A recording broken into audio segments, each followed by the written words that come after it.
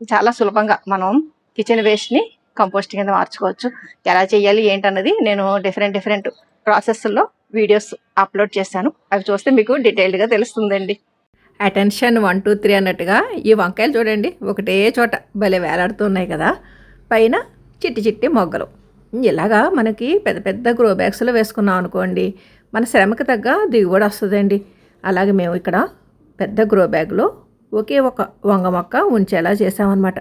నేను ఆల్రెడీ ఈ గ్రో బ్యాగ్లో మనం వేయడం వల్ల ఎటువంటి దిగుబడి వస్తుంది, అలాగే ఈ గ్రో బ్యాగ్స్ నింపుకున్నప్పుడు మొత్తం అంతా సాయిలే వేయకుండా మనం వంటింటి వ్యర్థాలు కూడా వేసుకుంటూ ఎలా నింపాలి అన్నది కూడా నేను పెద్ద వీడియోస్లో చూపించానండి. అలాగే మనం కుండీల్లో ఎండాకులు ఉపయోగించడం వల్ల వచ్చే లాభాలు ఇవన్నీ కూడా నేను చాలా వీడియోస్ ద్వారా వివరించానండి. మనం టెర్రస్ గార్డెన్లో కుండీలు పెట్టుకుంటున్నప్పుడు అండి, ఎన్ని రకాల పోషకాలు అందించినా కానీ సాయిల్ మిక్స్ కరెక్ట్గా ఉండాలండి. అది గుల్లగా ఉండడం కోసం ఎండాకులు ఉపయోగించుకోవాలి. నల్లమిర్చి చూడండి భలే ఉంది కదా. మొక్కలకి ప్రూనింగ్ కూడా చాలా అవసరం అండి. అది వంగ మొక్క కానీ ఇంకొక మొక్క కానీ ఎక్స్ట్రా ఉన్న ఆకులన్నీ తీసేయాలి, అప్పుడే మంచి దిగుబడి వస్తుందండి. అలాగా మనం ప్రూనింగ్ చేసినప్పుడు ఎటువంటి జాగ్రత్తలు తీసుకోవాలి అన్నది కూడా నేను పెద్ద వీడియోస్లో డీటెయిల్డ్గా చూపించాను. ముఖ్యంగా మనకి పంటల దిగుబడి కుండీ సైజుని బట్టి ఆధారపడి ఉంటుందండి. పెద్ద పెద్ద కుండీల్లో పెట్టుకున్నాం అనుకోండి, ఆ మొక్కలు కూడా హెల్తీగా పెరుగుతాయి. ఇక్కడ ఈ బెండకాయలు అవి కూడానండి, మనం పెద్ద కంటైనర్లో ఒక మొక్క వేసుకుంటే మంచి దిగుబడి వస్తుందండి. అదే 3-4 వేసుకున్నాం అనుకోండి, సరైన దిగుబడి రాదు. ఇప్పుడు మీరు చూస్తున్నవన్నీ ఫస్ట్ ఫ్లోర్లో హార్వెస్ట్ చేసినవండి. నేను సెకండ్ ఫ్లోర్లో ఆల్రెడీ బీరకాయలు, బెండకాయలు, జాంకాయ ఇవన్నీ హార్వెస్ట్ చేసేసానండి.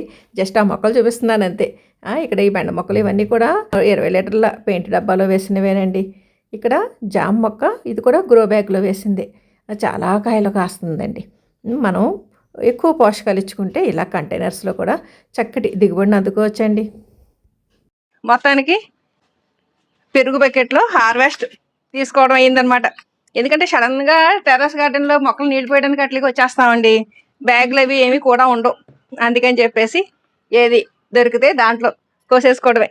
కాయగూరలు, బీరకాయలు, వంకాయలు, తెల్ల వంకాయలు, పచ్చడి వంకాయలు అండి భలే టేస్ట్గా ఉంటాయి. జాంకాయ భలే తయారైంది కదా. ఈ బెండకాయలు ఇవాళ ఒక్క హార్వెస్ట్కి భలే వచ్చినాయి కదండి, కాయలు చాలా బాగా వచ్చినాయి. అలాగే బీరకాయలు కూడానండి భలే తాజాగా ఉన్నాయి.